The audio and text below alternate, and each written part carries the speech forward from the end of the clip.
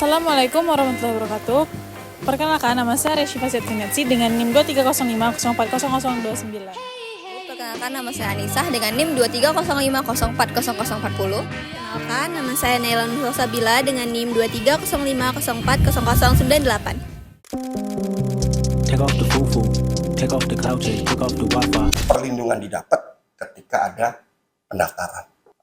Apa yang gampang kita ingat, gampang kita pasarkan, justru di pendaftaran merek itu makin sulit karena banyak kembarnya.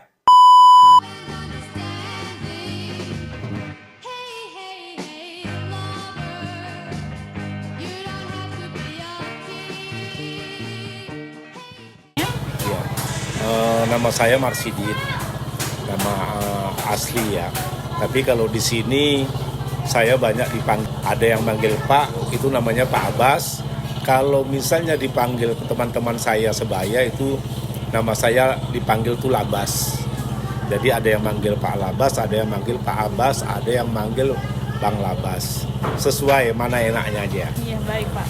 Jadi Pak, perkenalkan saya Reshifa dari Prodi Ilmu Hukum Universitas Maritim Raja Ali Haji. Di sini saya ingin mengajukan beberapa pertanyaan kepada Bapak tentang terkait hak kekayaan intelektual dari warung Bapak ini. Kalau boleh tahu, warung Bapak ini berdiri sejak kapan ya Pak? Warung ini sebenarnya berdiri di era COVID, itu di tahun 2020. Awal mulanya berdiri ini itu dulunya saya itu awal mulanya di tahun 2000 ya. 2000 itu kita ini awal mulanya itu tempat usaha pengopekan daging rajungan. Jadi kenapa kita di sini disebut kedai kopi Gudang Ketam Labas?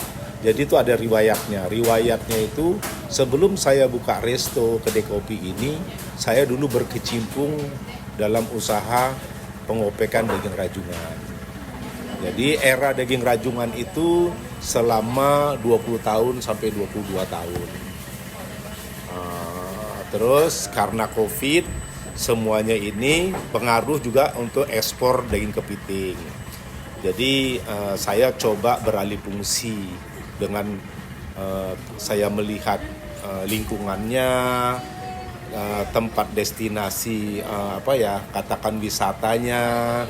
Karena kan kita tahu tuh Sungai Enam selama ini kan dikenal di masyarakat, di umum itu tempat destinasi kuliner otak-otak.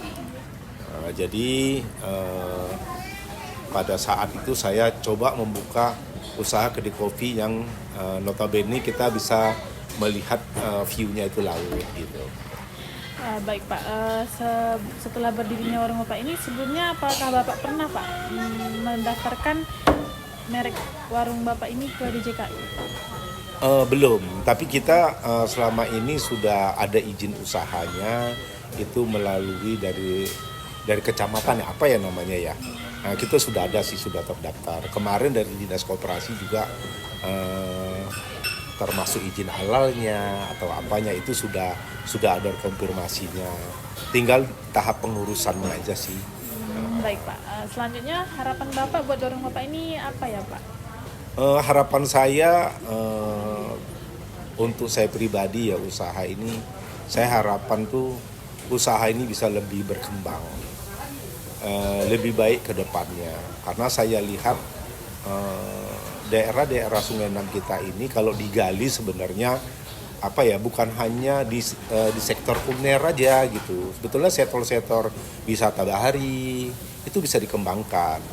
Jadi harapan saya juga ini usaha bisa berkembang, bisa menciptakan lapangan kerja, bisa membantu masyarakat di sekeliling usaha ini juga bisa mengambil sisi positifnya.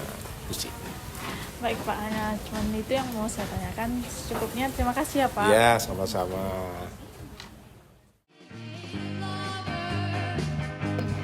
Hai semuanya, jadi aku akan kasih tahu kalian apa itu pengertian, indikasi geografis, dan hak paten.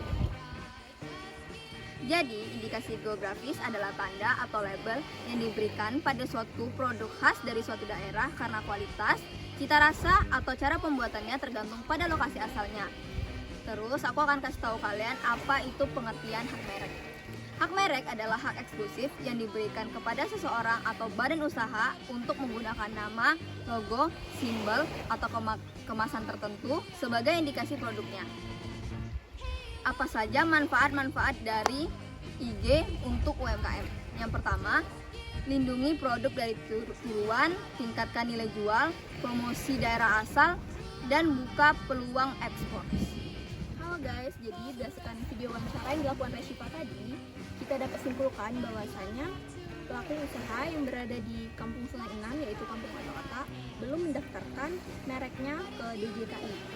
Mereka hanya meminta izin kepada pemerintah setempat untuk membuka usaha dan melakukan izin bahwasanya produk yang mereka jual itu terdaftar halal. Terima kasih. Guys, Jadi buat pelaku guys, usaha UMKM dan sebagainya, jadi kalian harus dan wajib mendaftarkan mendaftarkan usaha kalian ke DJKI agar terlindungi oleh hukum. dan Bye. usaha kalian tidak dicomot oleh orang lain. Terima kasih.